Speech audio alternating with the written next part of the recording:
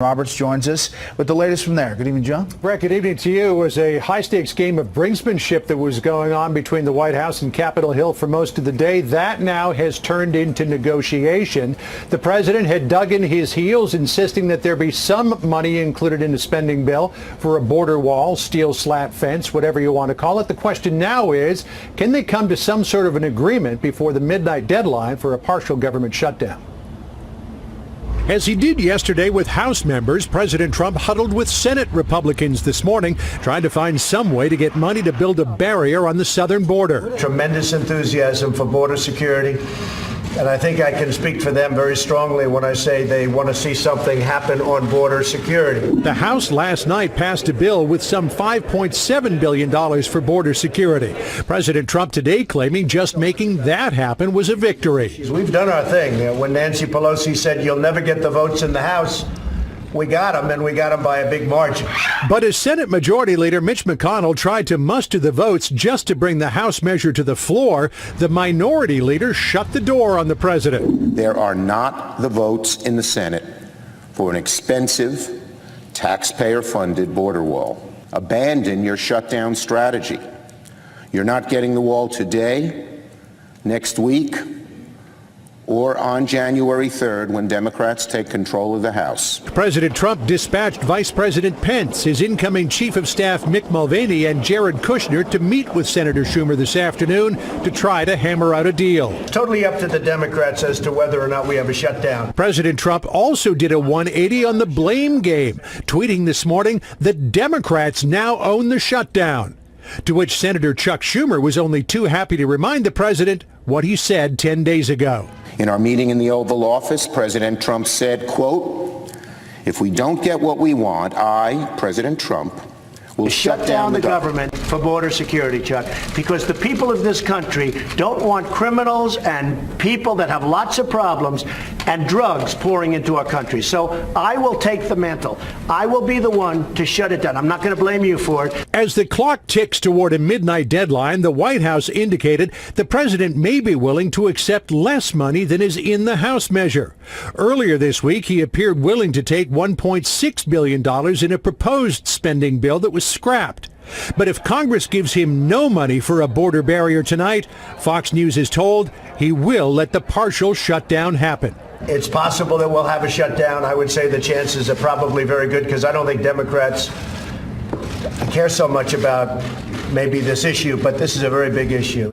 Polling shows that if there is a partial government shutdown, most Americans would blame the president and Republicans for it. But what the president really cares about is how his base will react if he doesn't stand on principle in one of the central tenets of his election campaign. And to try to make things a little more palatable, just a short time ago, the president tweeted out one iteration of what a border barrier would look like. A number of very tall steel slats with pointed tops, somewhat reminiscent of old Pioneer Day forts. Brett? You know, John, you said that there might be some money that they accept. We just don't know where the dollar figure is for that line. We don't, but here's what we do know is that $1.6 billion earlier in the week had attracted some Democratic support. It was the idea of a $1 billion slush fund on top of that the president could use however he wanted that really attracted the ire of the senior Democrats. So Democrats had offered 1.3, 1.6 was talked about. If you get somewhere in around there, they may be able to accept that deal. Okay, John Roberts, live on the North Lawn. We'll head back for any breaking details. John, thanks. It's raining here. What's it doing down in our nation's capital? Let's go there live by the miracle of satellite technology. White House Press Secretary Sarah Sanders joins us from in front of the White House. Sarah, almost Merry Christmas to you. Good morning. Merry Christmas to you guys. Thank you very much. So we know that the House has passed this bill. It's got about $6 billion worth of wall money in it. Now it goes over to Mitch McConnell and the Republicans in the Senate. Will they be able to pass this thing?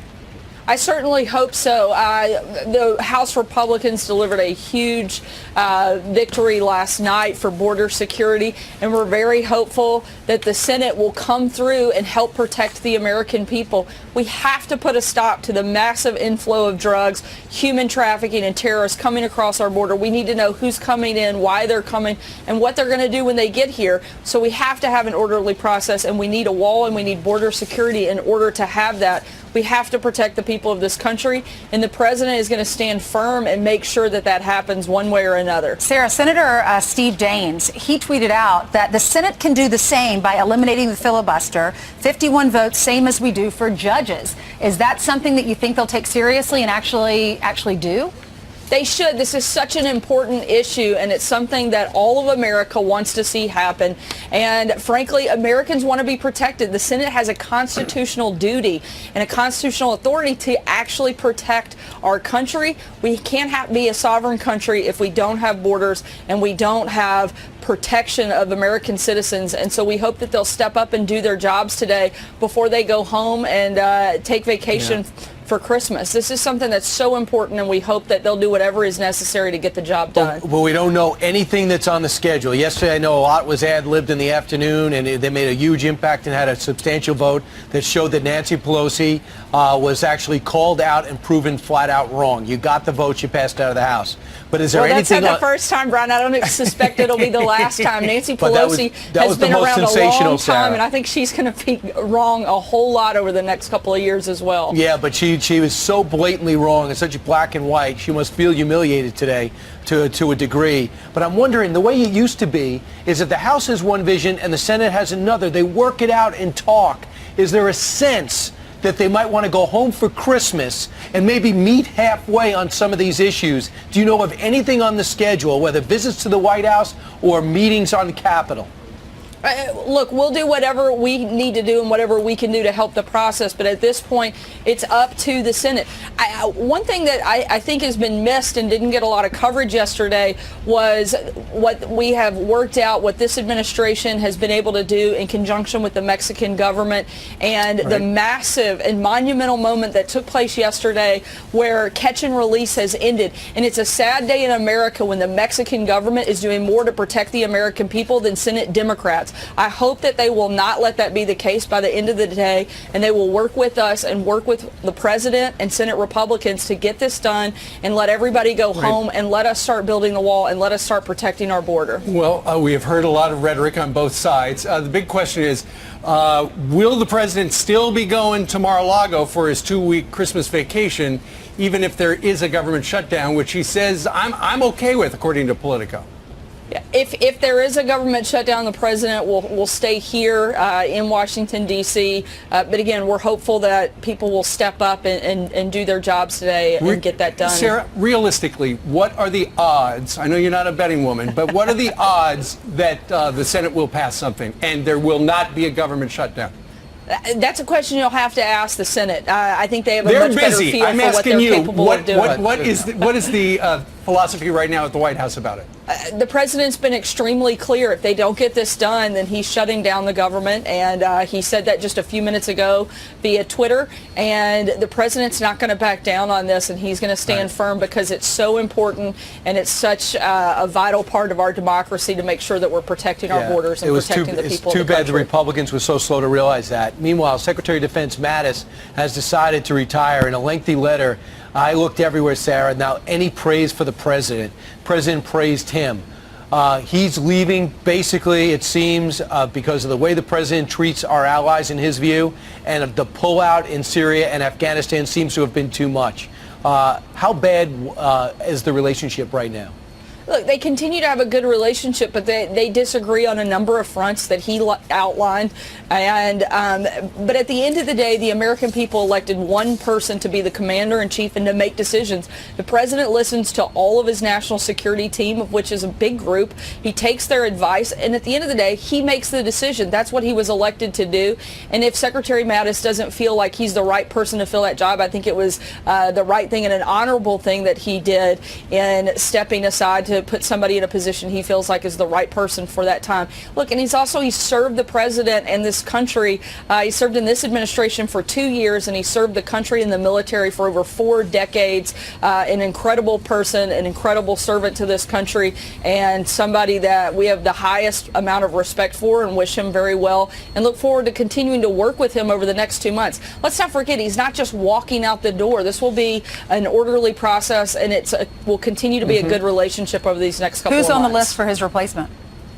I think there are a lot of people that are on that list. The good news is we have a strong deputy at the Defense Department that can help hold the ground while we transition and look for a new person and go through the confirmation process. Right, Sarah, a lot of people, when the president announced the drawdown in Syria and Afghanistan, if you're watching a lot of the channels, people are very concerned about it. But if you've been watching Donald Trump for the last couple of years, this is something he has been talking about. This is one of the reasons people voted for him.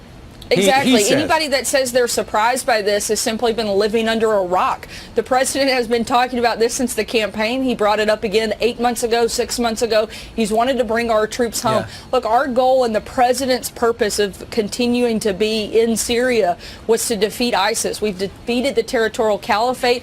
99% of ISIS has been wiped out of Syria. The president doesn't want to be in the middle of another civil war in the Middle East and put American lives on the line for that purpose. He wants to bring the men and women of our armed forces home, and that's what he pledged to do, and that's exactly what he's doing. Sarah, he's giving Russia a big win. Vladimir Putin praised him. He also is doing exactly what he criticized President Obama for doing. He said President Obama is the founder of ISIS. He just refounded ISIS because they got 30,000 men there, and they're already striking back with our would-be evacuation. The president's he's really on the griddle with this.